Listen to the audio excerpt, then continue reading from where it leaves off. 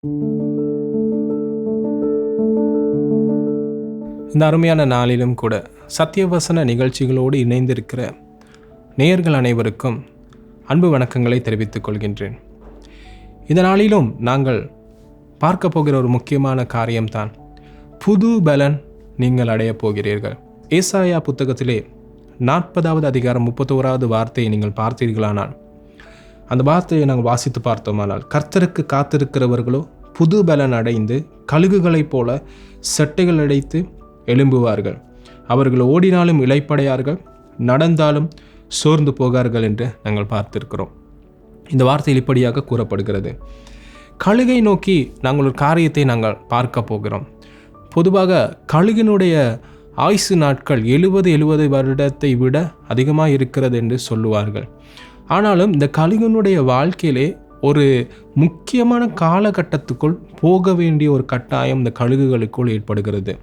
அதுகளுடைய 40வது வயது அளவிலே கழுகினுடைய நகங்களாயிருக்கலாம், அதன் சொண்டாயிருக்கலாம், அதே போல் அதனுடைய சிறகுகள், அதனுடைய நகங்கள் வளைய ஆரம்பிக்கும்.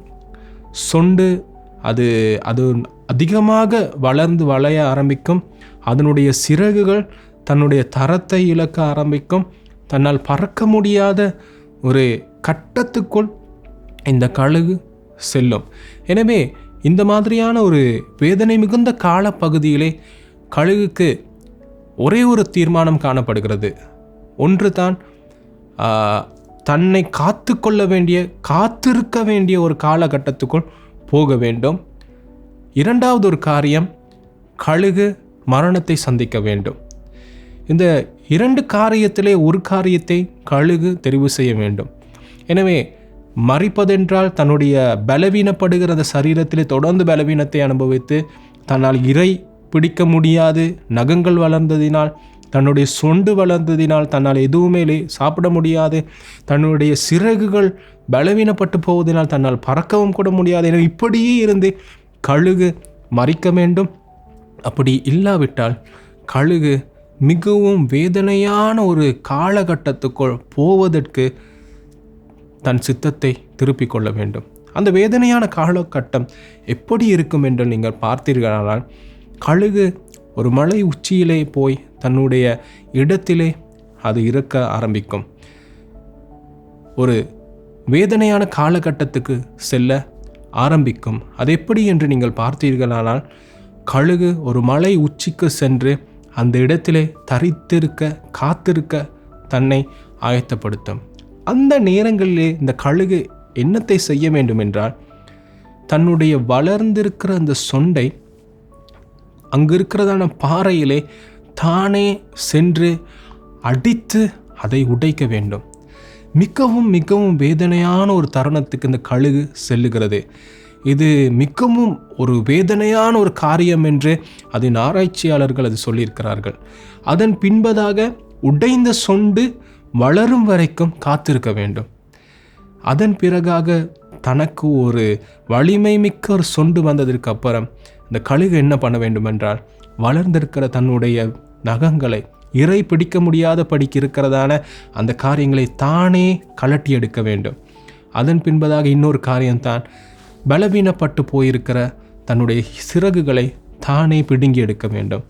எனவே இந்த மாதிரியான ஒரு சூழல் கழுகுக்கு மகா பெரிய ஒரு வேதனையான ஒரு காலப்பகுதி என்பதை அவர்கள் கூறுகிறார்கள்.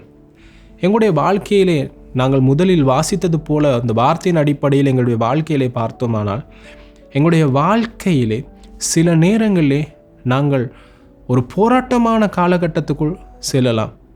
தொடர்ச்சியான பிரச்சனைகள் மத்தியிலே நாங்கள் நின்று கொண்டு இருக்கலாம். என்னால் இதற்கு மேலாக எதையும் சிந்திக்க முடியவில்லை, அவ்வளவுக்கு எனக்கு வேதனை பெருகி இருக்கிறது, இல்லாவிட்டால் எனக்கு என் வாழ்க்கையிலே என்னத்தை நான் இப்பொழுது செய்ய வேண்டும், எந்த திசையிலே போக வேண்டும், ஒன்றும் புரியவில்லை என்று சோர்ந்து போய் இளைப்படைந்து நிற்கிற ஒரு தருணமாக இருக்கலாம். எனவே நானும் நீங்களும் எடுக்க வேண்டிய ஒரு தீர்மானம் இருக்கிறது. இன்னொரு காரியத்தை நாங்கள் பார்த்தோமானால், நீங்கள் அதே அதிகாரத்தில் மேலாக இருக்கிற வார்த்தைகள் 28, 29, 30 வார்த்தைகளை வாசித்தீர்களானால், இளைஞரை குறித்தும் வாலிபரை குறித்தும் ஒரு வார்த்தை சொல்லப்படுகிறது. இளைஞர்களோ இளைப்படைந்து சோர்ந்து போவார்கள், வாலிபர்களோ இடறி விடுவார்கள். இந்த 2 குழுவினரையும் நாங்கள் பார்த்தோமானால், அந்த வாலிப பருவத்திலே, இளைஞர் பருவத்திலே அவர்கள் இளைப்படைந்து சோர்ந்து போவார்கள், இடறி விடுவார்கள். காரணம் என்ன? அவசர தீர்மானம். எல்லாவற்றிலும் எல்லா காரியத்திலும் செய்ய வேண்டும் என்ற ஒரு துடிதுடிப்பு. இப்படியான ஒரு மனிதனாக நாங்கள் வாழ்ந்து கொண்டு இருக்கிறோமா? நீதிமொழிகள் புத்தகத்திலே ஆண்டவருடைய வார்த்தை சொல்லுகிறது, உன் சுய புத்தியின் மேல் சாயாமல் கர்த்தரிடத்திலே பற்றுதலாக இருக்கும்படியாக.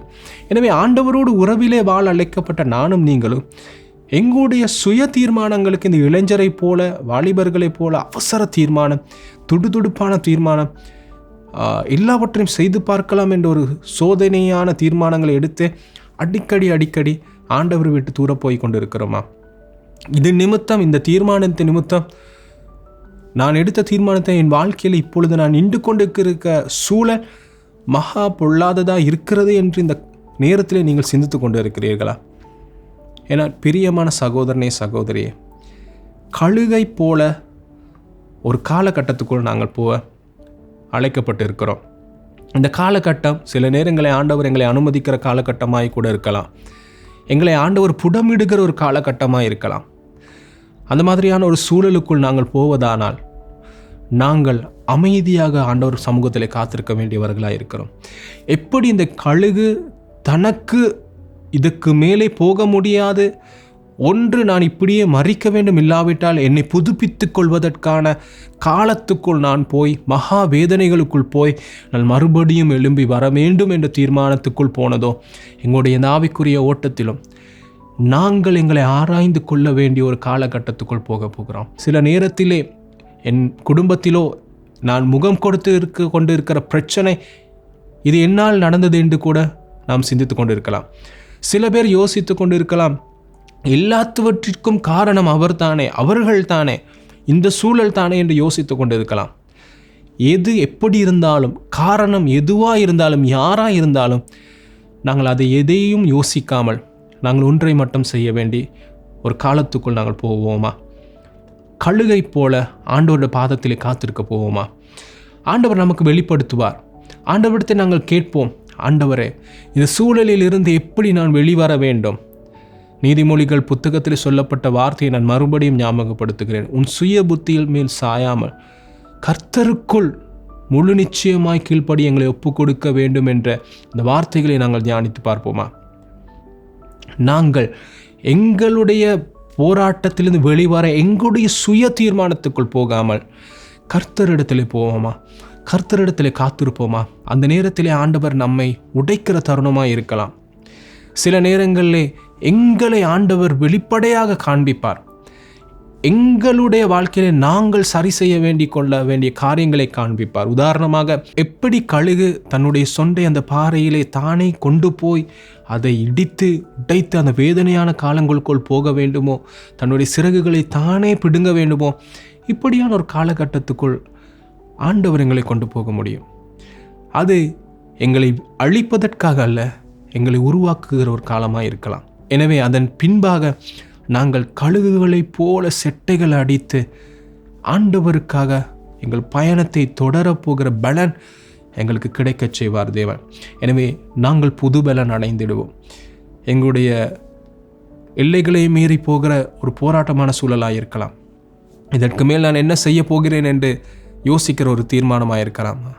அது எதுவாக இருக்கலாம், குடும்பத்துக்குள்ளோ, கணவன் மனைவியிடையிலோ, அது சூழல், எங்கள் தேச சூழல் மாற்றத்தின் நிமித்தமோ, எதுவாக இருந்தாலும் செய்ய வேண்டியது ஒன்றே ஒன்று தான். ஆண்டவரே, உம்முடைய பாதத்திலே நான் நிற்கிறேன். என்னை எந்த விதத்திலே நான் சரி செய்து கொள்ள வேண்டும்? எப்படி நான் ஆயத்தப்பட வேண்டும்? நான் எப்படி உமக்கு பிரியமாய் நிற்க வேண்டும்? என்னை மாற்றிக்கொள்ள நான் எதை செய்ய வேண்டும்? நீர் விரும்புகிற வழி நடத்தும் என்று நம்ம ஆண்டவர்கிட்ட கேட்க ஆரம்பிப்போமா? அவர் சொல்லியிருக்கிறார், நான் உனக்கு போதித்து நீ நடக்க வேண்டிய வழியை எனக்கு காண்பிப்பேன் என்று சொல்லியிருக்கிறார்.